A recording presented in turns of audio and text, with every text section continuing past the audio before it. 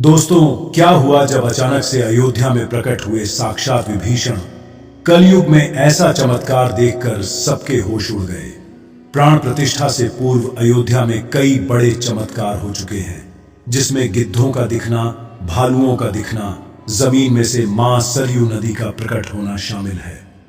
लेकिन इस चमत्कार को अभी तक का सबसे बड़ा चमत्कार कहा जा रहा है, जिसके पीछे की सच्चाई जानकर आपके पैरों तले जमीन खिसक जाएगी। आखिर क्या है सच्चाई?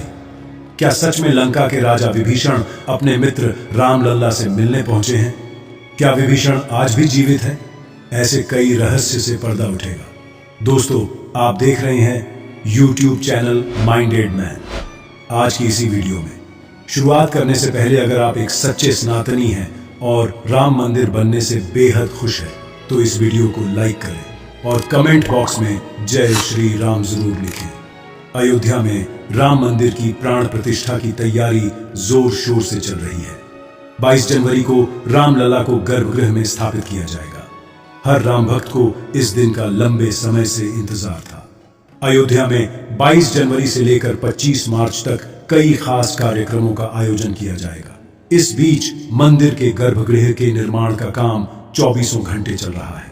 22 जनवरी को राम मंदिर में राम लल्ला की प्राण प्रतिष्ठा होने वाली है। किसी भी मंदिर में की जाने वाली भगवान की मूर्ति की प्राण प्रतिष्ठा का बहुत महत्व होता है। मूर्ति की प्राण प्रतिष्ठा के बिना भगवान का पूजन अधूरा माना जाता है। आगे वीडियो में जानते हैं कि प्राण प्रतिष्ठा क्या होती है और जानेंगे विभीषण कैसे राम मंदिर में प्रकट हुए। सनातन धर्म में किसी भी मूर्ति की प्राण प्रतिष्ठा बहुत महत्वपूर्ण मानी जाती है। प्राण प्रतिष्ठा मूर्ति स्थापना के समय किया जाता है। किसी भी मूर्ति की स्थापना के समय उस प्रतिमा रूप को जीवित करने की विधि प्राण प्रतिष्ठा कहलाती है। प्राण शब्द का अर्थ जीवन शक्ति और प्रतिष्ठा का अर्थ स्थापना होता है। ऐसे में प्राण प्रतिष्ठा का अर्थ जीवन शक्ति की स्थापना करना या देवता को जीवन में लाना होता है। बिना प्राण प्रतिष्ठा के कोई भी मूर्ति पूजा के योग्य नहीं मानी जाती है। मान्यता है कि प्राण प्रतिष्ठा के जरिए मूर्ति में जीवन शक्ति का संचार होता है और वह मूर्ति देवता के रूप में बदल जाती है। अर्थात अब साक्षात प्रभु श्री राम अयोध्या राम मंदिर में निवास करने वाले हैं, और जब स्वयं प्रभु एक बार पुनः अयोध्या आ रहे हैं, तो उनके प्रिय मित्र व भक्त विभीषण कैसे पीछे रह सकते हैं? क्योंकि जब प्रभु श्री राम ने रावण का वध किया था, लंका पर विजय पाई थी और पुष्पक विमान के जरिए जब वह फिर से अयोध्या लौटे थे, तब प्रभु श्री राम के साथ विभीषण जी भी अयोध्या आए थे और कई दिनों तक अयोध्या में ही रुके थे। इसके बाद उन्होंने लंका का राज्य सिंहासन संभाला और लंका के राजा बन गए। यानी प्रभु श्री राम की भक्ति उनके लिए बहुत भाग्यशाली साबित हुई है, क्योंकि जो राम की शरण में आ जाता है उसका उद्धार निश्चित है। लेकिन क्या विभीषण आज भी जिंदा है? इसका जवाब आपको आगे की वीडियो देखकर पता चलेगा। हिंदू धर्म की पौराणिक कथाओं के अनुसार माना जाता है कि 8 महान विभूतियां आज भी सशरीर जीवित हैं, जिनमें से कुछ रामायण काल के हैं तो कुछ महाभारत काल के, तथा कुछ विभूतियां उससे भी पहले के काल से आज तक जीवित हैं। पौराणिक मान्यता के अनुसार विभीषण, अश्वत्थामा, बलि, वेदव्यास, हनुमान जी, कृपाचार्य, भगवान परशुराम और मार्कंडेय आर्षि चिरंजीवियों में शामिल हैं। चिरंजीवी का अर्थ होता है जो सृष्टि के अंत तक जीवित रहे और जिसकी उम्र भी न बढ़े, और विभीषण भी इन्हीं चिरंजीवियों में से एक है जो आज भी इस धरती पर मौजूद है और अनंत काल तक जीवित रहेंगे। लेकिन यह वरदान आखिर उन्हें किसने दिया, यह बड़ा जानने का विषय है। भगवान राम के अनन्य भक्त विभीषण बाल्यकाल से ही धर्मपरायण रहे। वह अपने बड़े भाई रावण के धर्म विरुद्ध कार्यों का विरोध भी करते थे। उन्होंने लंका युद्ध में भी धर्म का पालन करते हुए भगवान राम का साथ दिया। इसलिए प्रभु श्री राम ने उन्हें सृष्टि के अंत तक अजर अमर रहने का वरदान दिया। जब कलयुग का अंत होगा, उस समय भगवान विष्णु एक बार फिर से अवतार लेंगे, जिसका नाम कल्कि होगा। तब ये 8 चिरंजीवी भगवान कल्कि का साथ देंगे और फिर से सतयुग की स्थापना करेंगे। इसका मतलब यही निकलता है कि विभीषण आज भी जीवित है। लेकिन आखिर प्राण प्रतिष्ठा से पहले उन्हें राम मंदिर में उन्हें कब और कैसे देखा गया।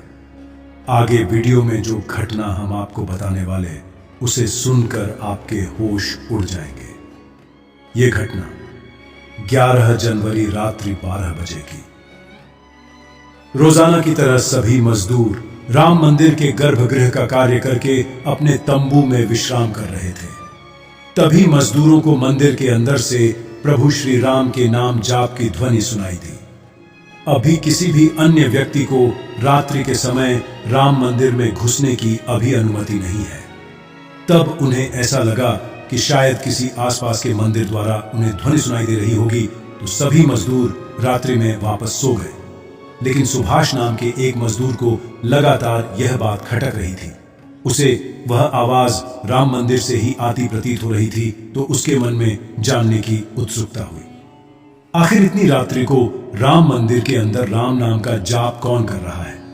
उसने अपने साथियों को उठाना चाहा, लेकिन सभी गहरी नींद में थे। तब सुभाष अकेले ही राम मंदिर परिसर में पहुंचा। वे काफी महीनों से राम मंदिर के निर्माण कार्य का हिस्सा था। उसे राम मंदिर का एक एक दरवाजा, एक एक कोना अच्छी तरह से पता था। जब उसने राम मंदिर के गर्भगृह में झांक कर देखा, तो वहां पर एक बहुत ही दिव्य पुरुष, जिनके अंदर से काफी तेज प्रकट हो रहा था, वे अपने हाथों में माला लिए राम नाम का जाप कर रहे थे। ऐसा लग रहा था मानो वे काफी दिव्य पुरुष हों और किसी पौराणिक समय से आए हों। उनके बैठने का तरीका और उनका अंदाज राजाओं की तरह मालूम पड्डी टीरियाच रहा था। सुभाष ये नजारा देखकर दंग रह गया। इसके बाद सुरेश अपने साथी मजदूरों के पास गया और उन्हें यह सारी सच्चाई बताई। और जब सब मिलकर राम मंदिर गर्भगृह तक पहुंचे, तो सभी के होश उड्डियाच गए, क्योंकि वह दिव्य व्यक्ति वहां से गायब हो चुके थे। क्योंकि रात्रि का समय चल रहा था, तो सभी लोग सुभाष की बातों को भ्रम समझ रहे थे और कोई भी उसकी बात को मानने को तैयार नहीं था। लेकिन सुभाष जानता था, उसने जो देखा है वह बहुत बद्धा चमत्कार है। लेकिन उसके मन में एक ही सवाल था कि रात्रि 12 बजे राम मंदिर में राम नाम का जाप करते हैं, वह दिव्य पुरुष आखिर थे कौन? क्योंकि आज के समय में किसी भी पुरुष के अंदर इतना तेज नहीं हो सकता। उनका संबंध पौराणिक काल से ही हो सकता है। और अगर रामायण काल की बात करें, तो 2 ही शख्सियत है जिनके होने का दावा आज भी कलयुग में कहा जाता है। पहले हैं हनुमान जी और दूसरे हैं विभीषण। तो पूरी संभावना यही है कि सुभाष ने राम मंदिर में रात्रि के समय जिस महापुरुष को देखा था, वह राजा विभीषण हो सकते हैं, क्योंकि वह आज भी धरती पर जीवित है और 8 चिरंजीवियों में से एक है। ऐसे दिव्य मौके पर राम मंदिर में कई चमत्कार लगा